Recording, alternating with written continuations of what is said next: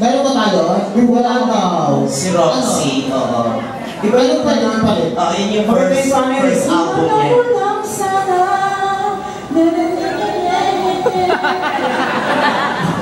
Ano ang pwede nga?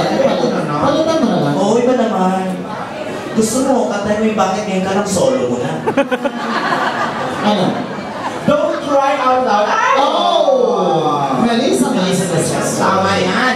Halimbawa, pumunta kayo ng hotel mamaya, tapos nasaktan kayo sa kapartner nyo, don't cry out loud. Kasi baka marinig kayo ng kabilang kwarto. Ano na? Kasama mo ba jowa mo? Wala po. Wala kang jowa? Uy, kawawa si Muni. Walang jowa, walang asawa. Wala.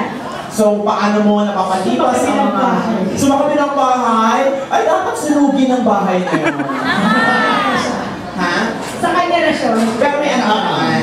Ilan? Tatlo? Talaga? Pagkatapos ka ng anak ka ng tatlo, sumakabilang bahay? Ito talaga pag nag-ibang bansa. Ganun daw talaga ang mga babae pag laglag na masyado yung katawan. Sobra ka naman. Oo. Alam mo, minsan dapat hindi nyo rin sinisisi yung lalaki. Dapat minsan tinitignan nyo rin yung sarili ninyo kung saan kayo nagkamali. Sa tingin mo, Michelle, saan siya nagkamali sa parting yun? Kasi sa panahon ngayon, talaga naman, mga babae palaban na. Kaya nga diba, ang mga kabet, saludo ako sa mga yan. Bakit? Kasi sila ang pumupuno ng mga pagkukulang ng mga tunay na asawa. Imagine mo yun, May mga kumapalakpa. may mga kabet na Ang daming kabit, Kasi diba, ang nagagawa ni Mrs. na hinigitan ni kabet. Totoo na talaga yan. Magaling magluto si Mrs., mas magaling magluto si kabet. Ay, magaling sa kama si Mrs., mas performance level si Kasi kabet. naman, magaling, totoo yun, yung mga kabit na bago dumating doon sa puntong yun, ano muna siya, hinahalikan niya muna yung paa. Ganun? Oo, paa ng kama. Tapos yung aparador, ang redness sa kwarto, binilaan niya muna. Para pagdating kay Mr. puro alikabok na yung bibig. Pero in fairness naman kay Madam, mukha naman siyang yaki eh. Ako naging tunay na lalaki, talaga umpisahan ko talaga yung sa paa nila. Oo, paa, halit. Pagdating din sa mukha, dura. Huwag naman. Ikaw ba, ang priority mo na lang ngayon, mga bata, o paano naman yung puso mo? Babalik pa rin ako sa Canada. May mga umaali-ali din naman.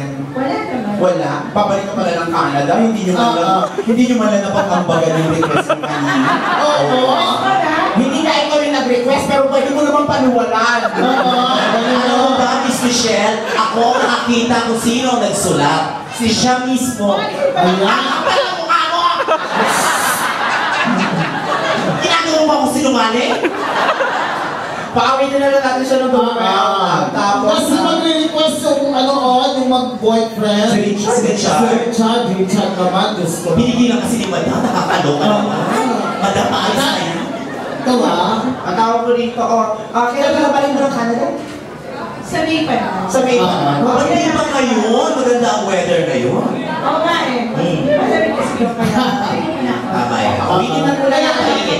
nakakatawa yung kanta niya. Kaya pala ang kanta niya, Don't Cry Out Loud, kasi may pinagdadaanan.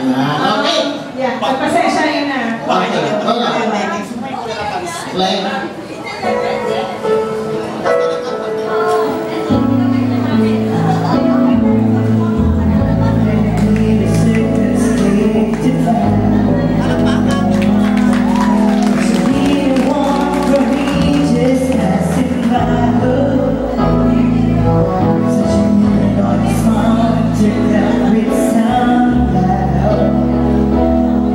Now she danced with her,